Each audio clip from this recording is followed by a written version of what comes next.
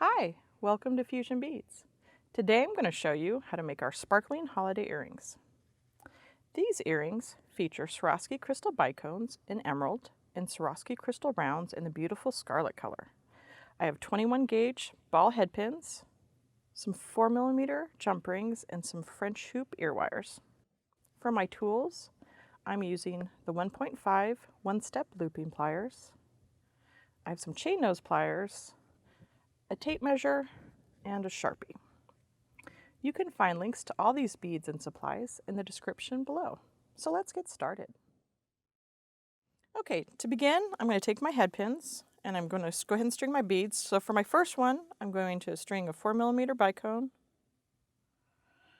an 8mm round, and then a second 4mm bicone. For my second one, I'm going to do a 3mm bicone, a 6mm round, and then a second bicone. Find the little tiny hole in this bicone. And then the last one, just a 4mm round. And seeing how all of the head pins are at different lengths, I'm going to go ahead and mark these all quickly. So taking my tape measure, my first one is 2 inches, so I want to make a mark at 2 inches because that's where I'm going to cut it at. So you want to make sure you include the ball of the head pin, so you have the total length in there.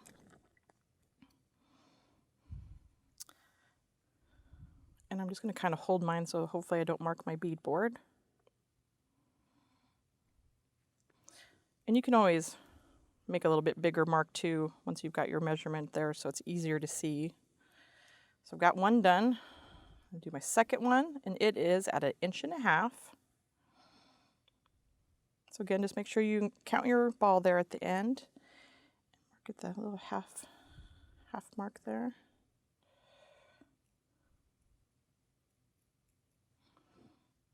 And then the third one is 1.25 inches. And if there's a little bit of a bend to the head pin, it's not that critical. It's not going to add that much of a length to it, so don't worry.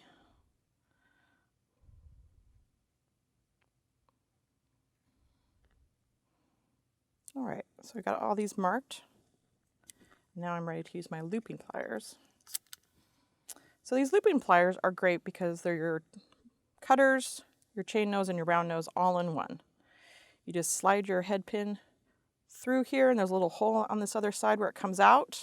Hopefully you can kind of see that. And it cuts and it loops your head pin all in one. So most of the time when you traditionally use this tool, you slide your head pin through there and it comes out this other hole, and you slide it all the way down until you hit your beads. But seeing how we're going to have a little bit longer head pins, we're going to cut ours at the mark. So you're going to want to have where you have that little black mark with your Sharpie, it's going to sit right here because that's your cutter. So it's a little hard to see because everything's black in there, but so you want to line up your Sharpie mark with that cutter. And there's also a great how-to video on this tool on how to use it if you need more detailed instructions. So go ahead and take your head pin, and you slide it through the channel there, and it should come out that hole. That way make sure everything lines up. Just turn it to make sure you can see your little Sharpie mark. I'm just going to turn mine first so I can see it. And you want to make sure too that your head pin is pressed against the back of the tool so it makes a nice mark. So I can see that my Sharpie mark is right next to that cutter and holding everything in place. I'm going to go ahead and just squeeze the handle gently. So it's already cut it off there, and it's made my little loop, and I'm just going to tuck it back a little bit to give it a little bit of a bend. And so there, you've got your little loop. And sometimes it's a little open when you first do it, so you can just go ahead and close that with your chain nose, which will need regular chain nose because we're going to use that for our head pin. So there, we've got one done. So you just do the same fashion as the first one. Find where you have that Sharpie mark at. Make sure it sits right there on the cutter. Slide it into the tool. Make sure the head pin is pressed back against the tool. Gently squeeze the handle, push it back a little bit, and then you've got your little loop. So So this is a great tool if you're making a bunch of earrings with simple loops and you want them all to be very consistent. So this tool is really handy for that. It makes it go a lot quicker. All right, and then just for my last one, if I can find where my Sharpie mark is at.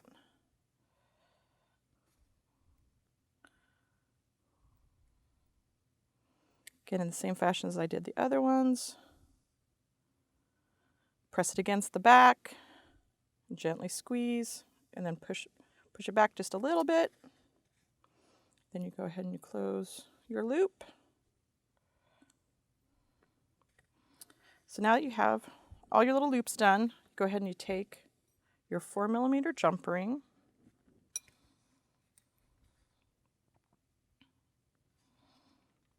and a second chain nose plier to open it.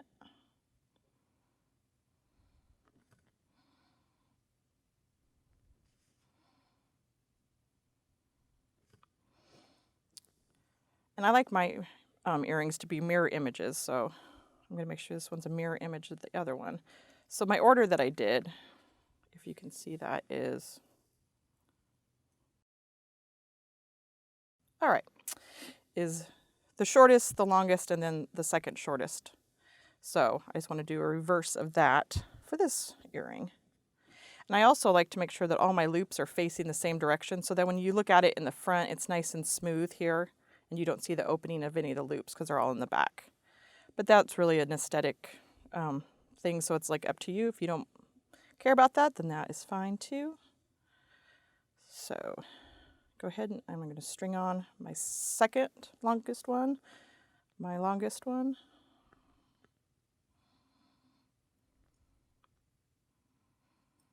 And then my shortest one. Again, making sure that all the loops are in the back so that it looks nice and finished there in the front. And since I already have my jump ring open, I'm going to go ahead and just slide on my ear wire. And then I'm going to close my jump ring.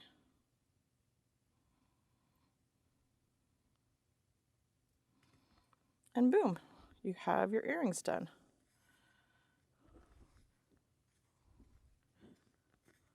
You can find all the products and tools for this inspiration design at fusionbeads.com.